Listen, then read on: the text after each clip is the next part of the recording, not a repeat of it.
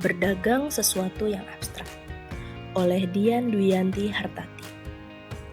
Berbicara tentang karbon membuat memori saya flashback, mengenang kembali zaman kuliah. Dulu saya pernah dibuat sangat penasaran dengan istilah perdagangan karbon. Saya mencari-cari jawaban atas berbagai pertanyaan yang muncul di kepala. Bagaimana sih cara perdagangan karbon itu? Kalau dagang berarti kan ada penjual dan pembeli. Siapakah mereka? Di pasar mana perdagangan karbon itu dilakukan? Apakah sama seperti supermarket atau sekelas bursa efek? Saking penasarannya, sampai-sampai dulu saya ikhlas menyisihkan uang bulanan untuk membeli buku. Saya ikuti saran dosen untuk membeli buku yang berjudul Clean Development Mechanism atau CDM. Buku itu menguraikan tentang mekanisme pembangunan bersih yang disusun oleh Profesor Daniel Mudiarso pada tahun 2004. Saya berharap dalam buku tersebut saya bisa menemukan jawaban atas semua pertanyaan yang berputar di kepala saya. Sayangnya, harapan saya tidak terwujud. Bukunya sih bagus. Cara menjelaskannya juga runut. Saya jadi tahu tentang mekanisme pembangunan bersih. CDM ini adalah langkah pencegahan alias mitigasi atas gejala perubahan iklim untuk pembangunan berkelanjutan. Tapi harapan saya untuk menemukan penjelasan tentang perdagangan karbon tidak ketemu di buku itu. Pikiran saya malah tambah mumet. Tulalit sekali pikir saya waktu itu. Kenapa kok saya sampai tidak paham-paham ya? Ini sebenarnya apa sih yang dijual?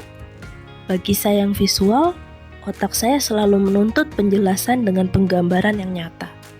Apalagi jika ada contoh atau ilustrasi dan animasi. Otak saya sering lemot kalau harus memikirkan sesuatu yang abstrak. Berkenalan dengan Perjanjian Paris. Pada tahun 2005, semasa saya kuliah dulu itu, Paris Agreement belum ada. Yang baru dikenal adalah Protokol Kyoto, yaitu mekanisme berbasis pasar untuk perdagangan emisi.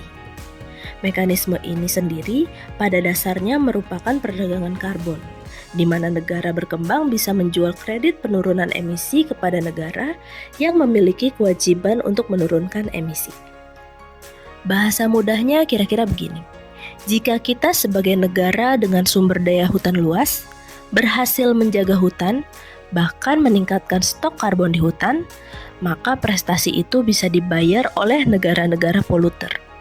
Untuk melakukan itu, tentu saja harus didukung dengan mekanisme dan tata kelola yang rapi. Dukungan data dan informasi yang kuat juga menjadi syarat terjadinya mekanisme perdagangan karbon. Intinya, itu sesuatu yang rumit dan konon tidak semudah membalik telapak tangan. Karena kerumitannya, saya pun melupakannya. Tidak mau terlalu repot mikirin urusan dagang karbon. Energi saya teralih, karena persoalan hidup di depan mata jauh lebih prioritas untuk ditangani. Akhirnya setelah 15 tahunan lulus kuliah, saya berjodoh lagi dengan perdagangan karbon dalam pekerjaan saya. Menjadi pegawai KLHK selama kurang lebih 14 tahun membuat saya kembali bergelut dengan isu perdagangan karbon. Saat ini saya lebih bisa memahami runutan ceritanya. Dimulai dengan kesepakatan global yang disebut CDM, kemudian sekarang beralih ke Paris Agreement. Katanya perdagangan karbon ke depannya sangat bermanfaat bagi Indonesia yang memiliki hutan tropis yang luas. Peraturan Presiden nomor 98 tahun 2021 mengatur lebih jelas tentang perdagangan karbon. Dari PP tersebut, Indonesia berkomitmen melakukan penurunan emisi gas rumah kaca di sektor kehutanan untuk menjadi penyimpan karbon. Target itu telah ditetapkan akan dicapai pada tahun 2030. Singkatan Volunetsing 2030 menjadi mantra populer yang sering digunakan di KLHK untuk menyebutkan program tersebut. Selanjutnya kami sering menyingkatnya hanya dengan menyebut kata pertama saja, Volu. Pada awal launching program ini, memori saya tentang perdagangan karbon kembali mencuat. Rasa penasaran saya meningkat seiring dengan meningkatnya keinginan untuk ikut menjadi bagian dari program mulia itu. Sempat beberapa kali saya mengikuti webinar terkait Volu serta diskusi rutin Rabuan Pojok Iklim. Berperan dalam Volu. Bekerja di Pusat Perencanaan Pengembangan SDM memberikan pemahaman buat saya bahwa kami memang bukan unit teknis. Namun, peran kami sangat penting sebagai supporting unit yang fokus mengurusi kompetensi SDM KLHK. Pada awal sosialisasi Volu, saya belum terpikir apa bentuk kontribusi kami untuk mendukung program tersebut. Dalam proses berikutnya, kami kemudian mengambil bagian penting untuk Volu. Mekanisme perdagangan karbon membutuhkan standar kompetensi jabatan untuk SDM verifikator dan validator karbon. Penyusunan standar kompetensi SDM merupakan tugas sehari-hari saya di Pusrenbang. Standar kompetensi adalah suatu rumusan panduan atas kualifikasi dengan berbagai indikator penguasaan atas pengetahuan kerja, keterampilan kerja, dan sikap kerja. Menggeluti dunia standar kompetensi membuka peluang bagi saya untuk mengetahui banyak hal di sektor lingkungan hidup dan kehutanan. Setiap kali menyusun standar kompetensi SDM, baik bidang kehutanan atau lingkungan, maka saya harus memahami prinsip-prinsip dasar tugas dari setiap jabatan serta alur kerjanya. Serulah karena kita selalu ditantang untuk terus belajar hal baru. Menyusun standar kompetensi validator dan verifikator karbon ini pun membuat saya harus memahami lebih dalam dunia perdagangan karbon. Maka kembalilah siklus hidup saya berputar ke rasa penasaran saya tentang mekanisme perdagangan karbon di masa kuliah dulu. Saat ini, kami masih dalam proses penyusunan standar kompetensi tersebut. Semoga proses penyusunannya lancar dan bisa selesai dalam waktu dekat. Standar kompetensi ini penting sekali karena akan digunakan sebagai dasar dalam melakukan uji kompetensi SDM pelaksana perdagangan karbon. Fasilitasi uji kompetensi. Penyusunan standar kompetensi untuk verifikator dan validator karbon bukanlah satu-satunya yang dilakukan Pusrenbang SDM untuk mendukung Volu. Sejak tahun 2023, Pusrenbang SDM juga melakukan kegiatan penguatan kompetensi SDM hingga tingkat tapak. Selama ini, kami lebih berfokus ke SDM KLHK atau yang berstatus ASN. Namun, karena kebutuhan yang mendesak, maka kami pun memutuskan untuk terjun langsung hingga menangani personil non-ASN. Kegiatan kami berupa fasilitasi uji kompetensi bagi masyarakat pemegang persetujuan perhutanan sosial. Ini adalah pengalaman yang seru sekaligus menegangkan.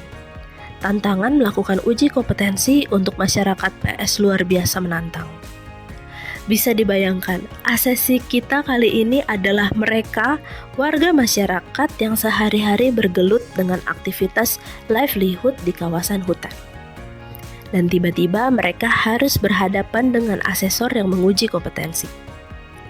Keresahan tidak saja melanda para peserta uji, tetapi juga kami selaku penyelenggara. Kami sudah melakukan berbagai upaya untuk menyiapkan para peserta uji. Bimbingan teknis berulang kali dilakukan agar mereka siap.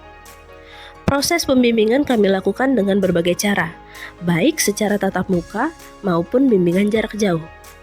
Portofolio mereka pun disusun dengan pendampingan yang super duper intensif. Penjelasan demi penjelasan disampaikan dengan sangat perlahan-lahan. Harapan kami sangat besar agar kompetensi mereka terstandar melalui mekanisme uji kompetensi.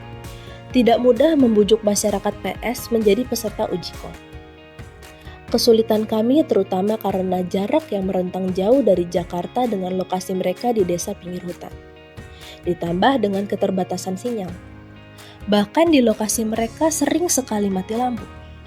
Boro-boro bisa ikut BIMTEK melalui Zoom. HP pun sering mati karena habis baterai. Dengan segala perjuangan menghalau berbagai rintangan yang menghadang, akhirnya di tahun 2023, kami berhasil menyelenggarakan sertifikasi kompetensi untuk masyarakat PS. Dengan personil bersertifikat, kita berharap banyak bahwa pengelolaan hutan yang dilakukan dengan masyarakat pun sesuai dengan kaidah kelestarian. yang pada akhirnya pencapaian target Indonesia's Volunteering 2030 juga bisa dipercepat. Setelah pengalaman baik itu, beberapa pihak mereplikasi gagasan kami. Mereka juga turut melakukan kegiatan serupa, berupa program sertifikasi bagi pengelola perhutanan sosial. Kami sekali lagi bersyukur karena bisa menularkan virus-virus baik dalam pengelolaan kawasan hutan. Dengan melakukan fasilitasi sertifikasi kompetensi SDM di level grassroots, alias masyarakat sekitar hutan, kami sebenarnya ingin mengirimkan sinyal agar SDM lainnya termotivasi untuk melakukan uji kompetensi. Terlebih SDM pada jabatan verifikator dan validator karbon. Tentunya latar belakang pendidikan mereka jauh lebih memadai. Pengalaman dan pergaulannya pun sudah di tataran nasional, bahkan hingga ke tingkat global. Kami yakin proses sertifikasi SDM karbon akan segera terselenggara.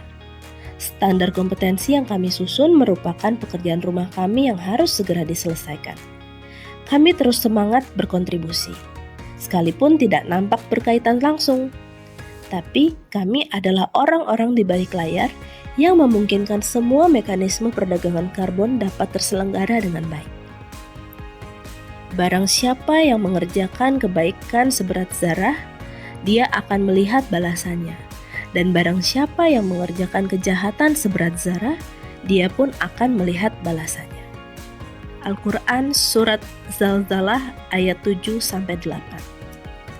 Ayat dari kitab suci itu kami pegang dalam bekerja. Karena tekad saya dan teman-teman di Pusrenbang untuk selalu memberikan yang terbaik bagi negeri.